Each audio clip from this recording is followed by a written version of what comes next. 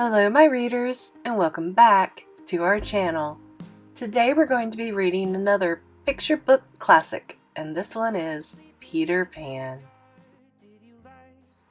Mr. and Mrs. Darling had 3 children, Michael, John, and Wendy, who shared a nursery at the very top of their London home. Each night before the children went to sleep, Wendy would tell her brothers exciting stories. As soon as her brothers saw Wendy pick up the book, they'd jump on the bed in glee. The stories would always be about Peter Pan, a mischievous boy who never grew up, Tinker Bell, his fairy friend, Captain Hook, an evil pirate, and their adventures in a magical place called Neverland. One twilight, Mr. and Mrs. Darling came into the nursery and said, "Wendy, tonight will be your last night in the nursery. It's time to grow up." Later that evening, Wendy looked at her sleeping brothers. She didn't want to leave the nursery, and she didn't want to grow up.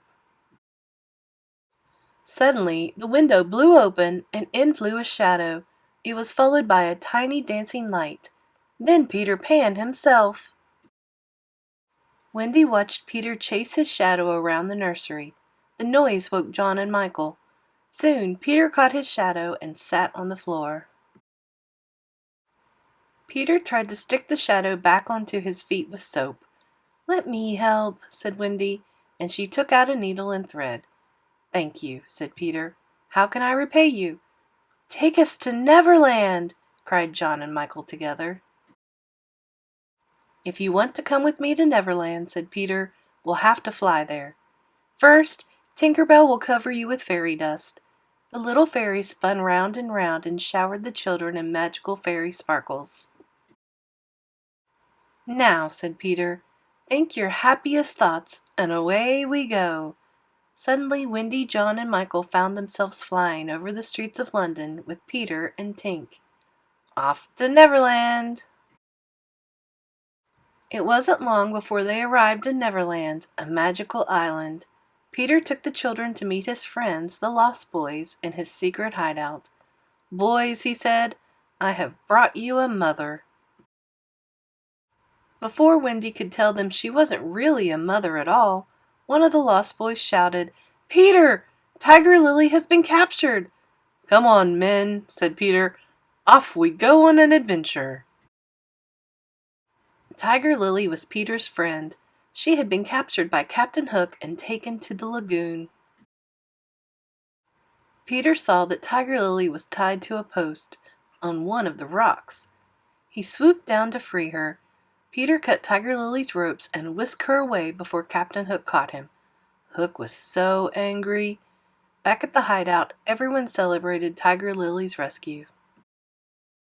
A few days later, Wendy was making soup for John, Michael, and the Lost Boys. "Thank you, Mother," said Michael.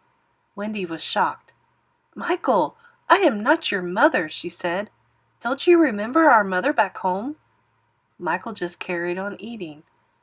Wendy knew the time had come to return to London before Michael forgot about the family altogether, but Peter didn't want them to go. Wendy knew it was time to leave. She and the boys came out of the hideout and said their goodbyes. "Goodbye, Lost Boys."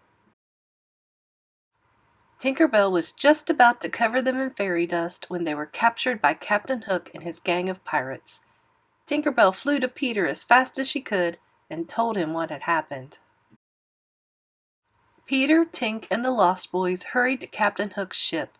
They could see Wendy, John, and Michael tied to the ship's mast. "He's got them!"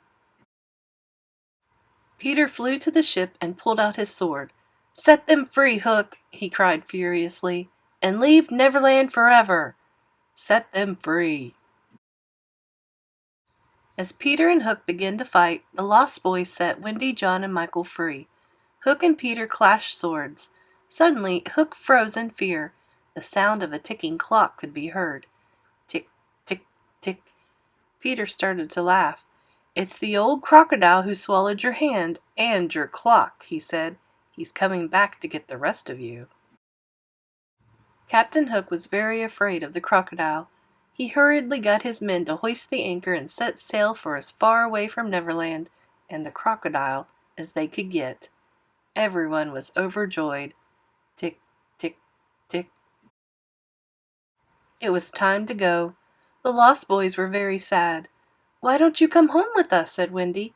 The boys agreed, but Peter wanted to stay in Neverland. "I never want to grow up."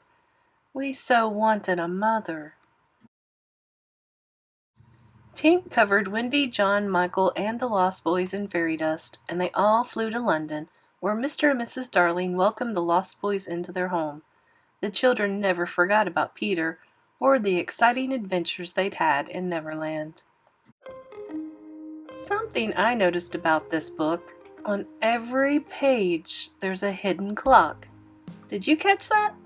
Maybe you need to go back and watch it again. But as always, don't forget to like and subscribe, become a channel member, and we'll see you in another story.